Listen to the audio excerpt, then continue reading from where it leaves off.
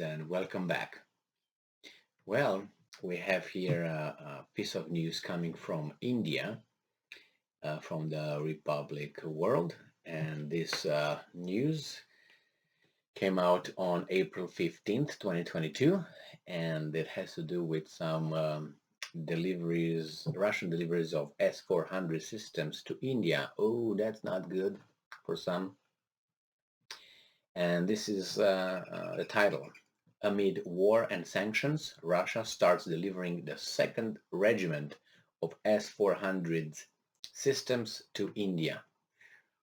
Right in the middle of Blinken and the foreign minister, Indian foreign affairs minister. All right, so we have here it says that Russia has started to deliver the second regiment of S-400 missile defense system to India. Ooh.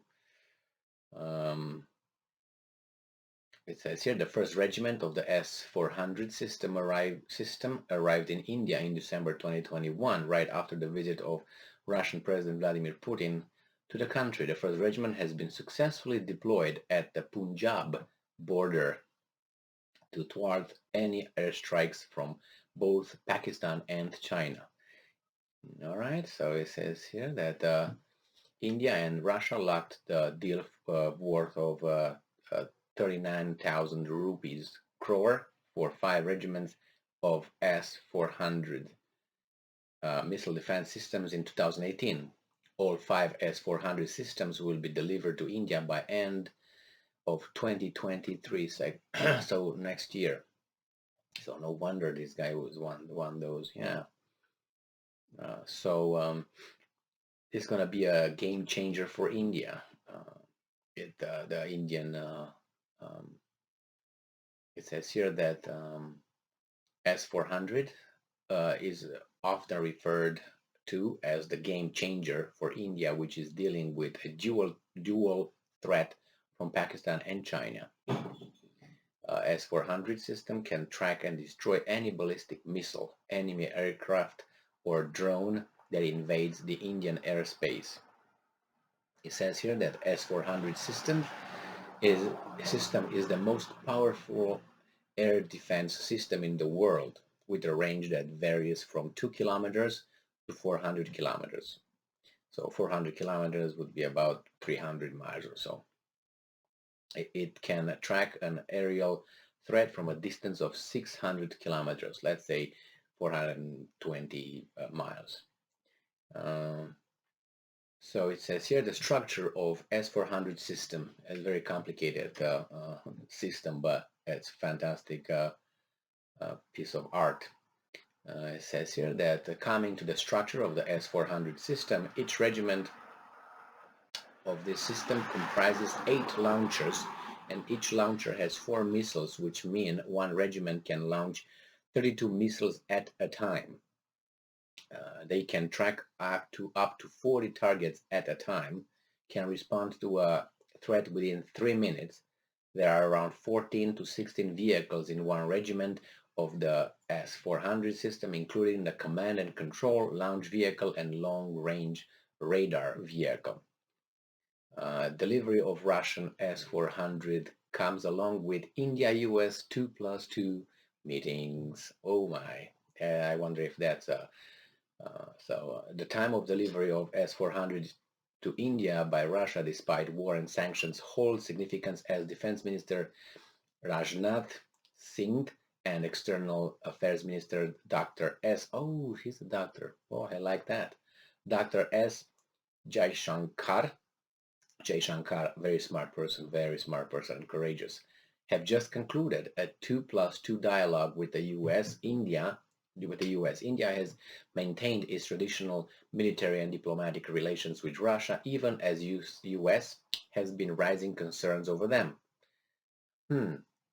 So it says here that in 2018, when India had blocked the deal for 5 regiments, had locked the deal for 5 regiments of S-400 with Russia, the U.S. had cancelled its first scheduled 2+2 dialogue with India as a strong reaction. Oh, they cried all the way to the bed.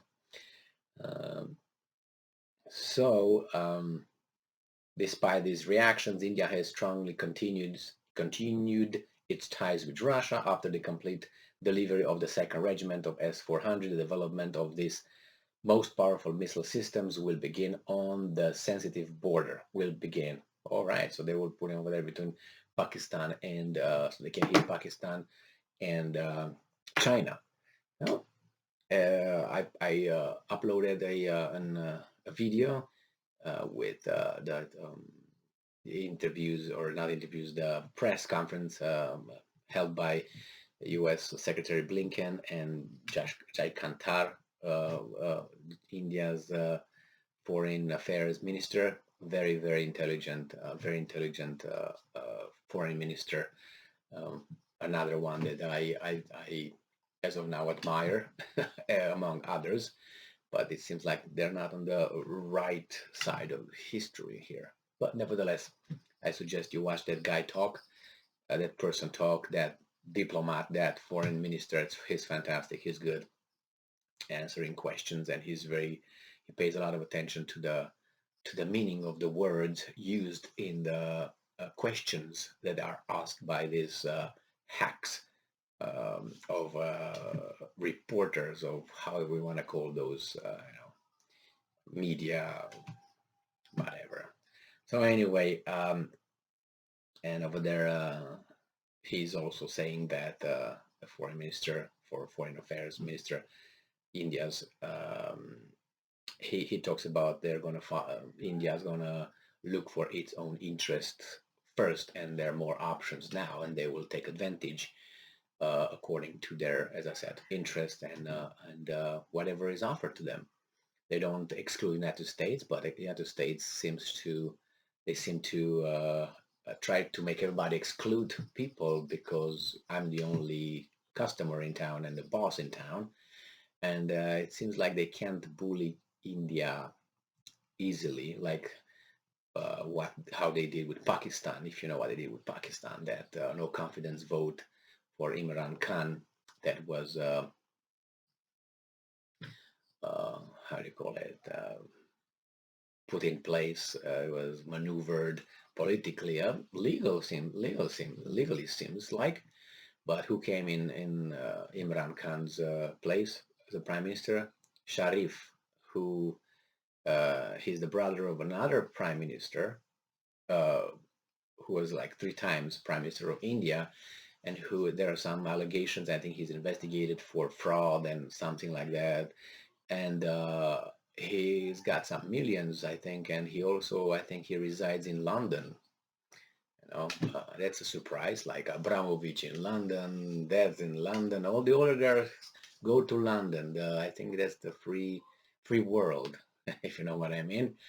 Uh, I think that reminds me of a movie I don't really watch, but I watched this one. It was Pirates of the Caribbean with Johnny Depp. Okay, the movie was funny. It was simplistic, easy to watch.